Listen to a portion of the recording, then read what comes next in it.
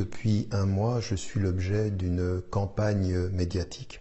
On pourrait dire d'un lynchage médiatique en France et avec les dommages collatéraux de la Belgique et de la Suisse romande, où l'on m'accuse des pires agissements. En fait, on m'accuse de crime puisqu'il s'agit de viol. Alors, ce que j'aimerais commencer par dire ici, c'est que je suis totalement innocent de ce dont on m'accuse, mais que je ne vais pas rentrer dans la surenchère médiatique et que je ne vais pas répondre à la vindicte populaire que les médias entretiennent. Ces choses-là ne se discutent pas dans les médias, elles se discutent dans un tribunal, elles se discutent devant un juge et avec des avocats. Et je suis profondément confiant de l'évolution des investigations. Avec le temps de la justice, le temps juridique qui est plus long que le temps médiatique, eh bien nous saurons qui a dit la vérité, qui a menti et qui, au fond, est innocent. Et donc c'est avec beaucoup de sérénité que je fais face à ces accusations et à cette atmosphère aujourd'hui qui est un peu irrationnelle et dont on a l'impression que tout y devient permis. J'aimerais dire aussi que, parce que je l'ai lu sur des réseaux sociaux ici et là, que je ne pense pas en fait qu'il s'agisse d'un complot. C'est vrai qu'on avait entendu Jean-Claude Elfassi ou qu'on avait entendu Matmati ou même Gilles Kepel des mois auparavant. Certains cherchaient des témoignages, d'autres proposaient de l'argent. Matmati proposait jusqu'à 3 000 € pour des témoignages. Donc quelque chose était là, était dans l'air. On me visait, on m'avait dans le collimateur. Mais ça, je l'ai toujours su, ce n'est pas nouveau. Je pense qu'en fait, c'est dans le climat de l'affaire Weinstein, une femme qui tout à coup livre un nom, et puis ceux qui m'ont toujours eu dans leur viseur, ceux dont j'étais l'ennemi, ils ont vu une aubaine extraordinaire et s'y sont jetés tête baissée en pensant, voilà, on va le finir. On va le finir, ce sont des mots qu'on a lus sur Twitter, ce sont des mots qu'on a lus sur Facebook, il faut le finir, Tariq Ramadan. Et donc, c'était une aubaine qui s'était présentée à eux. Ce qui est tout à fait étonnant, c'est que pas un journaliste en France, de Marianne à Mediapart, en passant par Le Monde ou par Le Nouvel Observateur, s'est arrêté en se disant, mais qui est cette femme? Il faut quand même qu'on vérifie qui elle est, d'où viennent ces accusations. Et ça, c'est tout à fait sidérant. On l'aurait fait pour n'importe qui, on l'a fait dans d'autres affaires et pour d'autres personnes. Là, comme je suis le diable, la parole qui m'accuse est forcément la parole de l'ange, une parole d'évangile.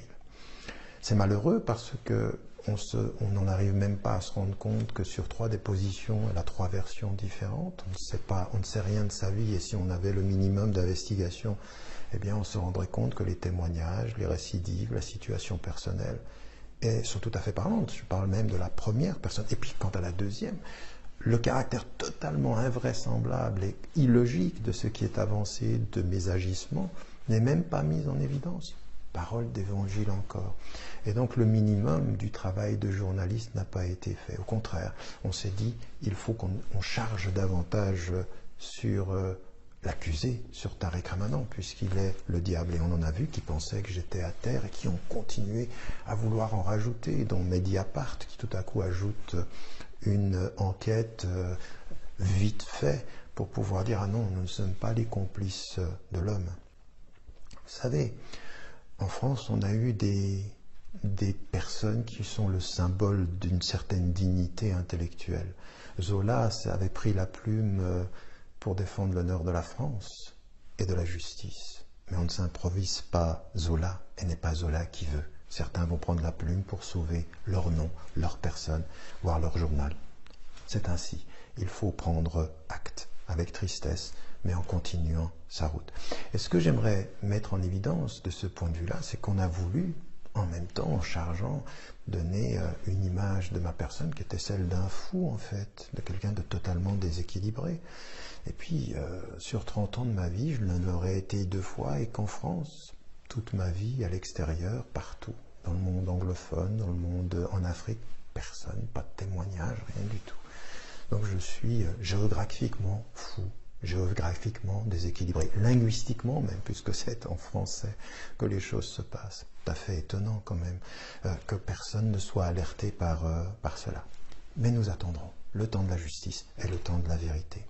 Ce qui est le deuxième point général de mon intervention est aussi comment le fait s'est déplacé.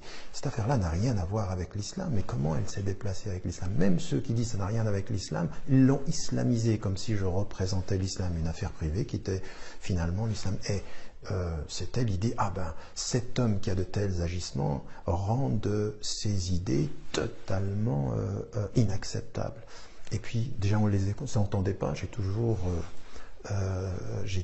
regretté la surdité en France. Et tout à coup, là, forcément, ça disqualifie une pensée. Mais au nom de quoi? Et finalement, on a joué l'antisémitisme contre l'islamophobie et une parole de l'islam. Et on en est arrivé à un débat totalement hystérique, totalement insensé, où l'irrationnel le dispute... excusez-moi, à la bêtise parfois d'un certain nombre de propos. Et cela, ça montre bien l'état de la France, c'est-à-dire que ça a été pratiquement presque un prétexte pour déplacer les choses, et non seulement les journalistes l'ont fait, mais les politiques s'y sont engagés, avec Manuel Valls, qui se voyait confirmé dans ce qu'il avait toujours dit, et en reprochant à Mediapart d'avoir su et de l'avoir pas dit, mais en fait... Valls, il était Premier ministre, il était ministre de l'Intérieur, comme avant lui Sarkozy, qui voulait me pulvériser. Ils auraient dû savoir. C'est eux qui étaient... J'ai toujours été surveillé en France et ils ne le savaient pas. Donc c'est le journaliste qui doit savoir, celui qui s'occupe des renseignements généraux et des affaires intérieures ne le savait pas. Il ne le savait pas parce que ça n'existait pas, mais il aurait dû lui-même le savoir, donc il est peut-être même plus coupable. Ou alors, il y a un vrai problème avec la sécurité en France et les citoyens ordinaires devraient se poser des questions sur l'état des renseignements, si tel était le cas. Mais, encore une fois, on voit bien la surenchère et le prétexte.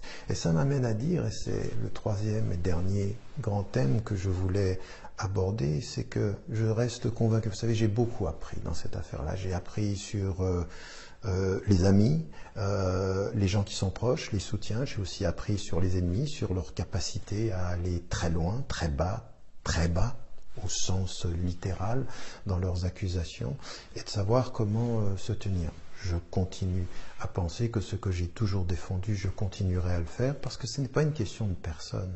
C'est au-delà de ce que je représente et de ce que je suis. C'est une question d'un message et d'un engagement, presque d'une vision pour l'avenir. Alors, celle que j'ai toujours eue, la défense des femmes, la défense de leurs droits, l'égalité sociale, la lutte contre la violence, contre les mariages forcés, contre le droit au divorce, le droit en l'occurrence de pouvoir porter plainte quand il y a violence ou harcèlement, viol, c'est un combat que j'ai toujours mené, que je continuerai à mener. La deuxième des choses que j'aimerais aussi partager avec vous et qui dans le prolongement de ceci, c'est que à tous ceux qui ont pu répondre pour me défendre avec de l'insulte ou avec... Non, nous n'entrons pas dans cela. L'insulte, ça ne peut pas être. La menace, le rejet, ça ne doit pas être notre façon de réagir à tout ceci. Il faut apaiser les choses. Il faut un débat qui soit un débat de fond, apaisé, sérieux et responsable, parce que nous n'y arriverons pas d'un côté comme de l'autre si le rejet répond au rejet, l'insulte à l'insulte, et l'émotivité, l'émotionnel, et puis la controverse à la controverse. C'est le pire de ce qui peut arriver. Et donc c'est avec de la sagesse, c'est avec de la pondération, c'est avec une vue longue sur les choses que nous réussirons. Et ça m'amène à dire que ce à quoi je me suis toujours engagé depuis tellement d'années, sur cette façon de dire, nous sommes citoyens, nous devons et nous allons arriver à faire en sorte de pouvoir vivre ensemble, de construire l'avenir ensemble. Parce que le plus important, ce n'est pas d'où tu viens, c'est où nous allons ensemble.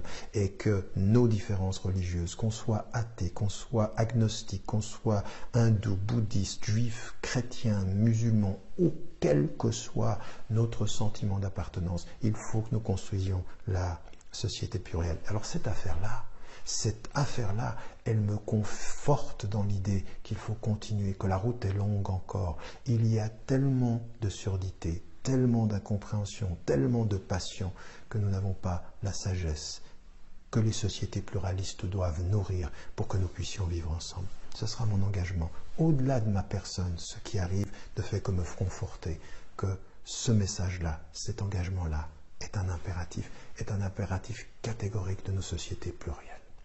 Voilà. Je vous demande et je vous rappelle de ne pas oublier de dire à ceux que vous aimez que vous les aimez. Cette vie est fragile. À bientôt, s'il plaît à Dieu, et que la paix vous accompagne.